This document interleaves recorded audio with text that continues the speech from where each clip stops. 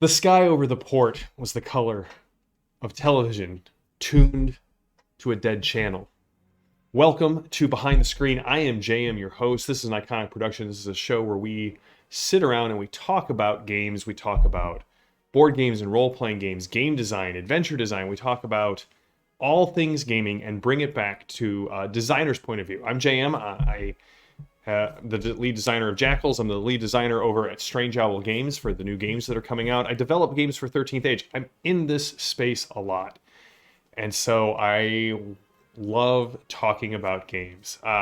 One no prize point to Grom for getting the introduction. That is the sentence that I read at the start of this about the television tuned to static is the opening line of Neuromancer, and with it birthed an entirely new genre of science fiction. And so we're in a series where we're exploring science fiction. Each genre we're going to break down into three parts. Part one, which is today, we're going to look at the sources of the genre. The second one, we're going to look at mechanics, so like what games best replicate this genre and why. And the third one, we're going to be looking at the experience. How do we bring this genre to life at the table? Today we're talking about cyberpunk. Cyberpunk is a unique and interesting genre in the fact that in some ways it was a near future science fiction, a look at the trends of Gibson's day out into the future.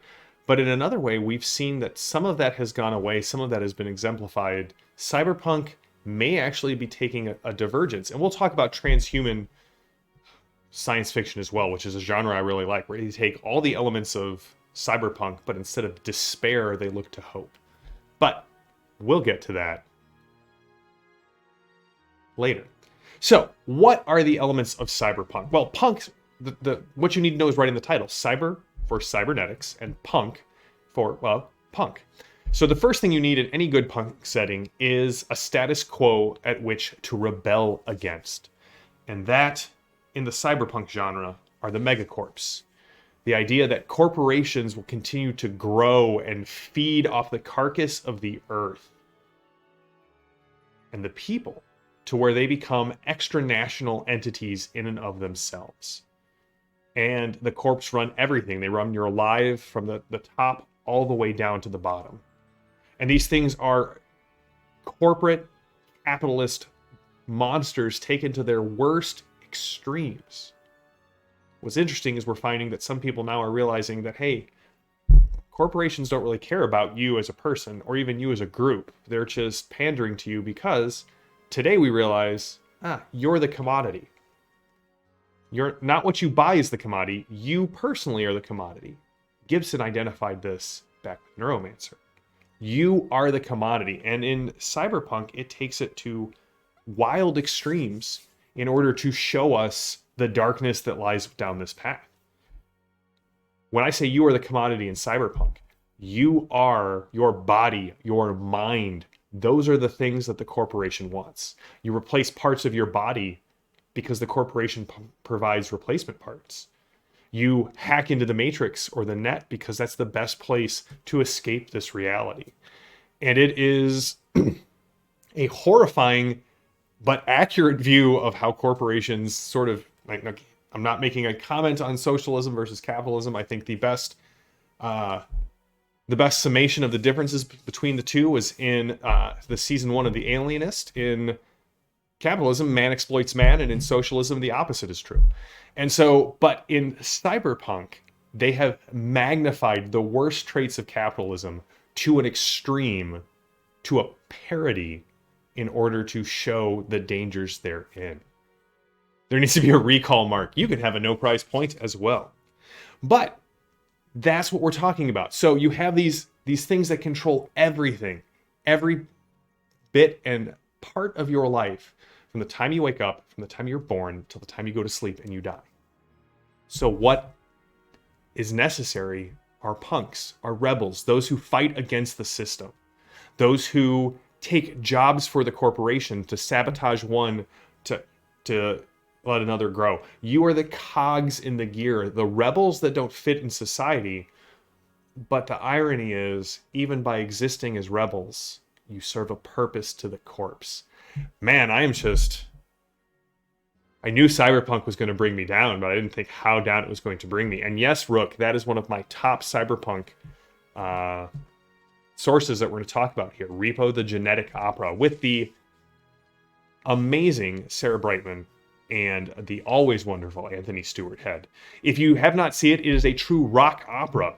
There's a chorus, there are acts, it has the same rise and fall as any other opera, except it's, a genetic opera about the corporation selling you new organs, and then the repo men come after you when you're not up on your payments. So what are some other things? We have attempts to fight back against that, and honestly, the best attempts to fight back at that are what I'm calling in neon fashion. You can't fight against the drab. You can't fight against the corpse, so you can only rebel in your personal style. Something very human about that type of rebellion. You wear your rebellion on your body and in your clothes. It's always bright. It's always fanciful. It's punk. Another thing that they do is the sprawl, the urban sprawl. There are no more parks. Forests are outside the city, things you may hear about but never actually experience. You in Cyberpunk live in the sprawl of the city. The closer to the street you are, the less you're worth. It's the reality of Cyberpunk. So how do we deal with this? Well, they most often give us something like the net or the matrix. It's our way of escape. In Cyberpunk, you leave reality behind and you head into a digital world, a Gnostic world, a world only of ideas and imaginations and mental constructs to leave the necessity of the bodies behind. Which is why I believe Ready Player One is actually a perfect dystopian cyberpunk novel. Because that's what it is. You're fleeing into the Matrix. It also worries me that some people in tech love this book to the point, and have started developing VR, but we won't talk about that today. And the last thing is the death of humanity. And I don't mean this in a global extinction sort of way, but what we see in Cyberpunk is we see how this grind, how this commoditization of the human body and mind leads to the death of our humanity. Our ability to show compassion, our ability to care for one another, our ability to think outside of ourself. It is best exemplified by the cyberware, which is a main component of this game, where you are literally hacking off parts of your body. Sometimes, most often, perfectly healthy parts of your body to replace it with unfeeling machinery because it will give you an edge in whatever you're trying to do. Shadowrun does a great job with this. The amount of cyberware you can put in your body is governed by something called essence, and it's literally the essence of what it means to be human. The more metal you have in the body, the more penalties you take to interact with people around you. Magic doesn't heal you as well because there's not a lot for it to grab onto and regenerate. So, yes, I like transhumanism better as a genre, and we'll talk about that probably after Cyberpunk because they go hand in hand. The line between transhumanism and Cyberpunk is basically hope. So we'll get to that. So who are our sources? Who are the people and the movies and the things we're going to go back and we're going to look at as our exemplars of the field? Well, I'm sure the chat, both on the Iconic Patreon and on YouTube, you guys are going to give me even more, but here are my exemplars. There are 3 authors that stand out to me. Obviously, you have to start with Gibson. Gibson wrote Neuromancer, and he established the genre. Then comes along a guy by the name Neil Stephenson, and he writes the wonderful book, Snow Crash. Snow Crash is amazing. In fact, you start reading it and you think it's parody because the main character's name is Hero Protagonist. But it just draws you deeper. And it lays out all of these things that we're talking about. Richard K. Morgan's Altered Carbon is a wonderful series that borders on the longer it goes, it clearly moves into transhumanism. But I would say the first book, Altered Carbon, is very much at its core a cyberpunk novel with elements of transhumanism, because transhumanism doesn't treat the human as a commodity, which it very much does in that novel. Now, if you like video games, obviously we've got Cyberpunk, the new Cyberpunk game, and as Rook pointed out, Rook and I sharing in the John Hive mind, Deus Ex. Just an amazing game that captures everything we've just talked about. So, I have not actually read any China Melville cyberpunk novels, Professor. Which ones are you thinking of? Toss them in the chat. We'll discuss them. Then when it comes to movies, we actually have I haven't watched it yet, but I've heard from people whose opinions I trust that the new cyberpunk anime on Netflix is fantastic. You have things like Blade Runner, and some people may argue that Blade Runner is not true cyberpunk. And I can understand that. There's no real cybernetic component of it that we see, but the sprawl is there. The what it means to be human, the disregard of humanity or the recovery of it are so important to that I would put Blade Runner as establishing a lot of the aesthetic that comes out of or comes into the cyberpunk genre. As was mentioned before, Philip K. Dick, do androids dream of electric sheep? Was it Perdido Street Station? I bounced off that book so hard. I don't know what it was about it. I may have to give it another shot. Obviously, Johnny Mnemonic is perhaps the exemplar in the movie genre of true cyberpunk. But then also the Matrix movies. The Matrix movies definitely have at least the first one. The first one and possibly Resurrection, maybe, have that feel of cyberpunk to it. Bob. Hey, listen. I don't know what it was. I'll give it another shot.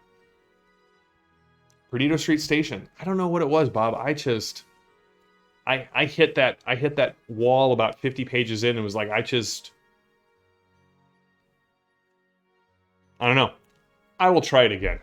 Yeah, the original Johnny Mnemonic story by Gibson is an excellent read. I actually came to the movie much later after the book, and my wife loved it, and so she is the one who wanted to show it to me. So there was part of the joyful exuberance of watching this with someone who loved it. So, when it comes to games, and we'll talk about this, today's Thursday, right? Yes, we'll talk about this on Tuesday. I know what day it is. We're going to be talking about games like Rifts. Stay with me on that one. We're going to talk about games like Cyberpunk by Mike Pondsmith, an amazing game that captures the despair of the cyberpunk genre sort of perfectly. And then we'll talk about the game that Gibson hated, Shadowrun, which he called the bastardized offspring of splicing his and Tolkien's literary DNA together. But we'll talk about all of that. So these are the exemplars of our field. These are the exemplars of the things that if we want to explore cyberpunk as a genre, these are the things you guys are going to want to watch. Yeah, the story that became Total Recall, Padre, is another good one as well.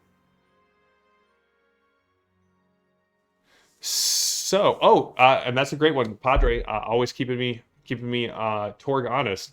The cyber papacy in Torg has a ton of cyberpunk in it. So we'll talk about all those on Tuesday. We'll talk about what mechanics they use to really kind of reinforce what we've talked about today. So today we covered the sources and the elements of cyberpunk. I hope you guys enjoyed this. I would love to discuss this more with you. If you're on the Iconic Patronage, jump on the Discord channel and we'll chat more about it. Otherwise, I will see you in the comments. So tune in at 10:30 Central when we will be going live on Saturday with our next episode of the Grand Campaign. And then tomorrow night, we will actually, speaking of Rifts, Mark, I'll be running my one-shot of Savage Rifts with John and Chris, Peg Chris, and JD, and Tank the Frank. So hopefully you can tune in for that. So until next time, stay safe, stay healthy, stay gaming. I am JM. This has been Behind the Screen, and I will see you all on Tuesday. Have a good one.